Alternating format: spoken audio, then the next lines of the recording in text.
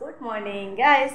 আজকে হচ্ছে পূর্ণিমা। সো আজকে আমি আর মা মিলে ঠাকুর দেবো। অনেকদিন পরেই মার সাথে আমি ঠাকুর দিচ্ছি। আর আজকে তো স্কুল বন্ধ, তার জন্যই হয়তো আজকে এই মার সাথে আমরা ঠাকুর দেবো। এদিকে বর্দি রান্না বান্না সব কিছু এভরিথিং করছে, আর বর্দি আসলে আমার অনেক হেল্প হয়ে যায়। আর ওইদিকে বর্দি তো রান্না বান্না করছে, আর এদিকে আমি মার সাথে ঠাকুর দেবো। সব এবার চটপট করে ঠাকুরটা দিয়ে দিই। এবার তো ঠিক আছে, আমাকে সব কিছু আমাকে ভাই এনে দিয়ে দিয়েছে। বেলপাতা, ফুল ফল সব কিছু এভরিথিং এনে দিয়ে দিয়েছে। আমি জাস্ট এখন ঠাকুর দেবো, ঠাকুর বাসনগুলো ঝটঝট করে দিয়ে নেবো। এদিকে মা স্নান করতে গেছেন, মা স্নান করে আসার পর দুজন মিলে ঠাকুর দিয়ে দেবো। আচ্ছা গাইস, এবার আমি ঠাকুর বাসনপত্রগুলো সুন্দর করে ধুয়ে নিই। আমি এখন চুলগুলো সব কিছু বেঁধে দিলাম, কেননা অনেকে প্রচণ্ড গরম লেগেছিলো। আর আজকে তোমরা দেখতেই পাচ্ছ আজকে কতটা গরম লাগবে আর কতটা রৌদ্র উঠেছে। আর ঘর আজকে কীরকম দিনটা যাবে ঠাকুরই জানে। তবে আচ্ছা ঠিক আছে, আজকে ঠাকুরের নাম নিয়েই আজকে দিনটা শুরু হোক। যেহেতু আজকে বুদ্ধ পূর্ণিমা আর বৃহস্পতিবার দুইটি একলগেই পড়েছে, তার জন্য আজকে একটু টাইম নিয়েই ঠাকুর দিতে হবে। এদিকে বর্দিকে বলেছিলাম যে বর্দি আমাকে আমের ডাল থেকে আম পাতাগুলো দিয়ে দিও। আমাকে আম পাতাটা দিয়ে দিয়েছিলো।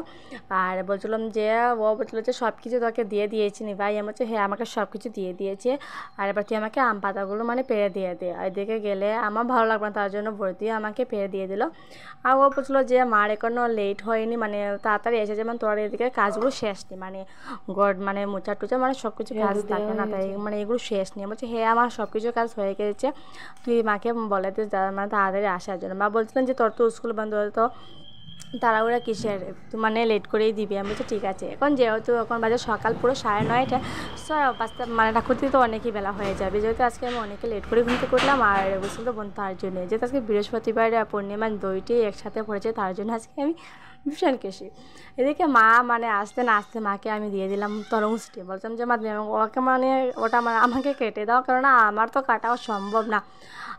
আমি কাটতে পারি, এমন না যে আমি কাটতে পারি না। সো আমার এসব আমি পারি না, এটা অনেক বড়ো, আমি তার জন্য এটা ধরতেই পারি না। মা বলছেন ঠিক আছে, আমি তোকে দিচ্ছি রেডি করে, তুই এসব ঠাকুরের যে প্লেট আছে ওগুলো দিয়ে দিই। আমি ঠিক আছে দিচ্ছি, তুমি আমাকে দিয়ে দাও।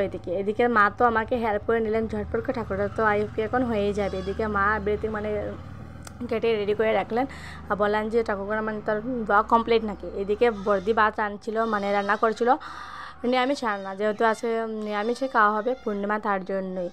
আর এদিকে বুকগুলো মা রেডি করে দিয়েছিলেন আর বলেছিলেন যে দুধটা দিয়ে দিয়েছে। আমি বলছি হ্যাঁ, দুধ দিয়ে দেবো।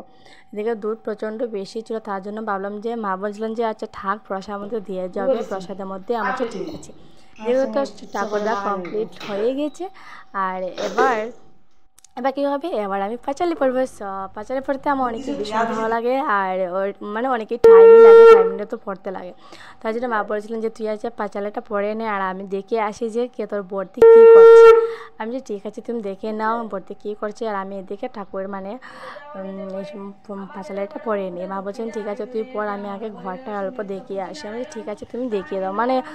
ঘরে যে ঠাকুরগুলো আছে ওনাকে তো দেখাতে হবে, তার জন্য মা এদিকে সবাই ঠাকুরকে দেখাচ্ছিলেন, আর আমি এদিকে পাঁচালি পড়ছিলাম। সো মা বলছিলেন যে পাঁচালিটা একটু সুন্দর করে পড়বি। আমি বলছি আমি যতটুকু পারি ততটুকু পড়বো।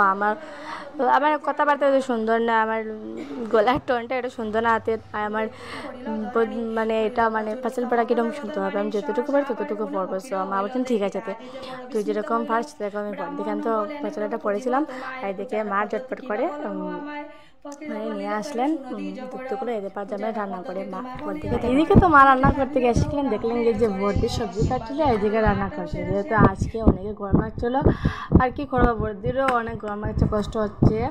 আর এদিকে তো ঠাকুরদা ফাইনালি হয়ে গিয়েছিলো আমার। তারপর মা বলছিলেন যে চলো প্রসাদটা বেটে দিয়ে। আমি ঠিক আছে আমি আসছি ফির। তার জন্য এদিকে আমি আবার চুলগুলো ঠিক করে আবার এসে গেলাম মাকে হেল্প করার জন্য। এদিকে অনেক টাইম লেগে গেছে আজকে ঠাকুর দিয়েতে, অনেক বলতে অনেক বেশি আজকে টাইম ঠাকুর দিয়েছি।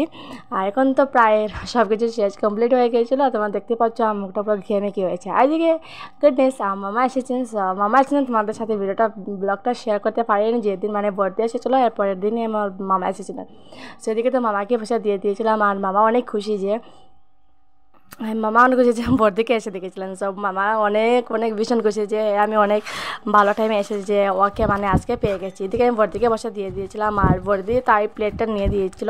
আমাদের লাগা পাশে যখন দিদা আসলো ওনাকে দিয়েছিলাম, বলছিলাম যে না আমি ওইখানে থাকার জন্য আমি রেখে দিয়েছি, আমি দিয়ে দেবো। বাট না, ও তাই না খেয়ে মানে দেবীকে দিয়ে দিল, দিদাকে দিয়ে দিল। মানে আমি কতবার যে ওকে মানে প্লেট দিয়েছিলাম।